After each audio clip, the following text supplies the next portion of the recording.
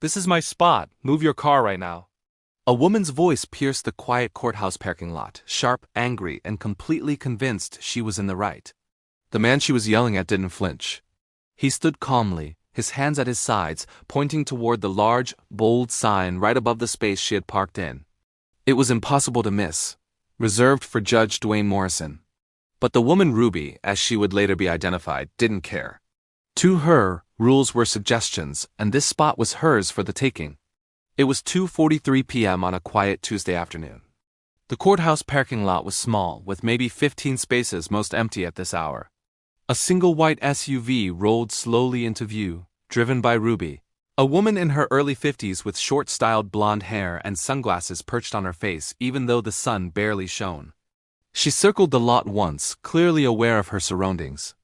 Empty spaces were plentiful, but she ignored them all.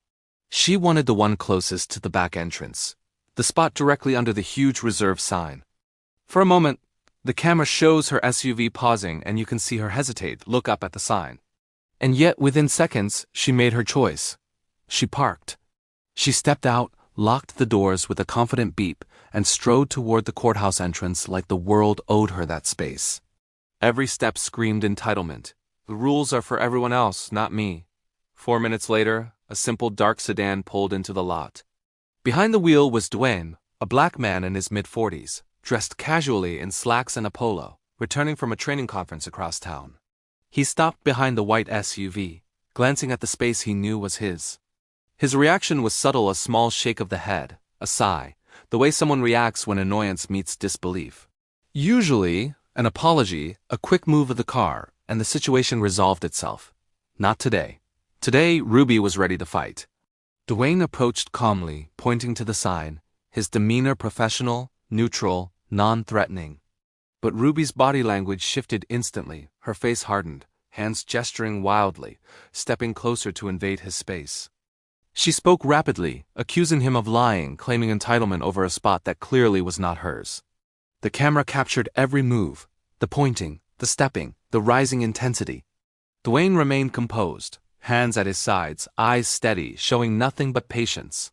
Ruby, meanwhile, escalated, and the parking lot, once quiet and empty, had become a stage for a conflict that would not stay private for long. Ruby, sensing a performance was needed, pulled out her phone and began recording. She circled Dwayne, angling for the most dramatic shots, narrating to herself, gesturing, pointing, acting the victim. Every movement was deliberate, every glare carefully timed. She believed the world would see her as wronged, harassed, a woman standing up for her rights.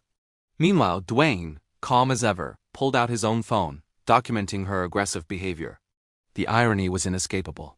Ruby thought she was creating proof of harassment, but the courthouse's CCTV captured the full truth: her choice to park illegally, her aggressive approach, her refusal to move, her verbal tirade. Observers inside the courthouse noticed the escalating scene, peeking through windows, murmuring in disbelief. Ruby's energy was building, performative, theatrical, unaware she was digging a hole she would not climb out of. Every gesture, every shouted accusation was being recorded, and in a matter of minutes, those recordings would form part of an overwhelming body of evidence against her. The lot, once serene, had transformed into a battlefield of entitlement versus composure, aggression versus calm, illusion versus truth. The shouting and chaos drew attention. Courthouse employees pressed their faces to the windows, and 2 security guards appeared, stepping out into the lot.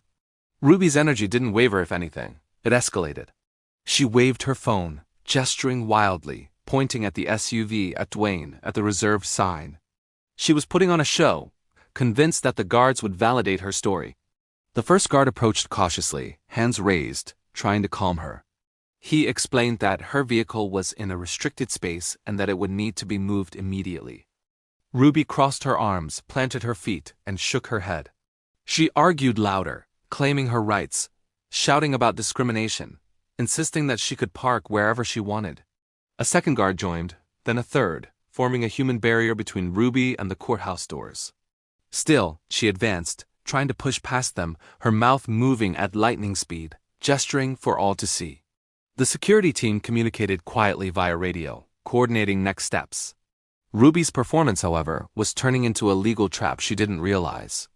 Every moment, Every gesture, every word was being documented by CCTV, Dwayne's phone, and the security team. The scene was no longer just a dispute.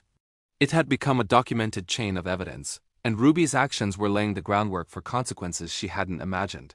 The courthouse doors opened again, and Dwayne stepped out, this time accompanied by senior staff, a white senior judge, administrators, and the head of security. Ruby's eyes widened. She assumed the senior judge would automatically side with her. Her entitlement blinded her to the reality. As the group approached, the senior judge surveyed the scene with a cold, measured expression, one look enough to silence any chaos. He pointed toward the reserve sign, then toward Dwayne, silently confirming ownership of the space. Ruby froze mid-rant, her words faltering. The camera captured the exact moment comprehension hit the man she had been berating was a judge, the very person whose parking spot she had occupied. Her confidence evaporated instantly, replaced with panic, disbelief, and the first glimmer of regret. The senior judge spoke briefly, his tone authoritative but calm, signaling Ruby to move her car. Ruby scrambled to rationalize her actions, talking fast, claiming a misunderstanding, insisting the sign wasn't clear, hoping to save face. But the evidence, the CCTV footage, the security accounts, and Dwayne's own recording told an irrefutable story. The confrontation that had started as entitlement had escalated into a legally undeniable case. Ruby's panic turned into tangible consequences. Within 20 minutes, a police car arrived. 2 officers entered the courthouse, spoke briefly with the staff, and then approached Ruby's SUV. She rolled down her window, trying to maintain composure, but her trembling hands betrayed her. The officers questioned her, took notes, and handed her citation charges for trespassing in a restricted area and disorderly conduct. This was only the beginning. Courthouse administrators filed an official complaint, incorporating every piece of evidence, CCTV footage, witness statements, security recordings, and Dwayne's phone video. Ruby, once confident she could intimidate or manipulate her way out, now faced a growing pile of documentation against her. The lawsuit filed by Dwayne for harassment, defamation, and intentional emotional distress moved forward with overwhelming evidence. Ruby's defenses, her personal recording and performance crumbled instantly in the face of irrefutable proof. What she thought was a minor inconvenience had transformed into a full-blown legal nightmare, setting the stage for public exposure, personal loss, and nationwide scrutiny. Within days, the story spread like wildfire. Local news picked up the footage, then regional, and finally national media outlets amplified it. Headlines screamed, "Woman harasses black judge in his own parking spot, faces legal action." Ruby's face, her phone performance, her entitlement all broadcast publicly. Her employer, community, and acquaintances saw the viral clips. Reports indicate she lost her job, as her company issued a statement condemning discriminatory behavior. Social media amplified the humiliation, comments pouring in criticizing her actions. Meanwhile, Dwayne received overwhelming support for his professionalism, composure, and use of the proper channels to address harassment. The courthouse implemented stricter security protocols, added clearer signage, and installed more cameras to prevent future incidents. Ruby became a cautionary tale, a lesson in entitlement, bias, and consequences. She had underestimated patience, documentation, and authority. Dwayne, through calm persistence, had not only regained his parking spot but demonstrated a broader lesson. Never underestimate the power of calm, evidence, and following the system. Ruby's moment of rage lasted less than 30 minutes, but its impact would last a lifetime. A viral reminder that actions have consequences, and respect and patience always win in the end. The chaos in that small courthouse parking lot lasted less than 30 minutes, but the consequences would ripple far beyond that day. Ruby's entitlement, aggression, and refusal to follow simple rules had set off a chain reaction that no one could ignore. She had assumed power in a moment of arrogance, confronting a man she believed could be intimidated, and recording her own version of events to prove a point that didn't exist. What she failed to see was that calm, patience, and evidence were far more powerful than anger and entitlement. Dwayne, on the other hand, remained composed from start to finish.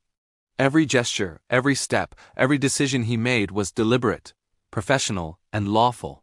The result? Justice not loud, not chaotic, but methodical, undeniable, and absolute. The legal system worked as it should, and Ruby faced consequences she could never have anticipated: fines, a lawsuit, public scrutiny, career repercussions, and the viral moment that ensured the world knew her actions. This story serves as a powerful lesson.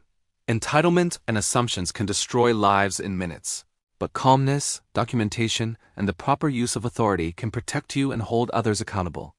Ruby learned the hard way that you cannot scream, harass, and disrespect someone in their own domain without consequences. Dwayne reminded everyone watching that day that true power lies in patience, evidence, and the law. What do you think? Did Ruby get exactly what she deserved? Drop your thoughts in the comments. Hit the like button if you think Dwayne handled the situation perfectly, and subscribe for more stories where entitled people get exactly what they deserve. Remember, sometimes the best way to respond to ignorance isn't shouting back, it's staying calm, documenting everything, and letting the system work. The CCTV cameras are still there, recording, waiting, silently reminding everyone who parks in that lot, respect rules. Respect people and never underestimate the consequences of your actions. Ruby's story is over, but the lesson lives on.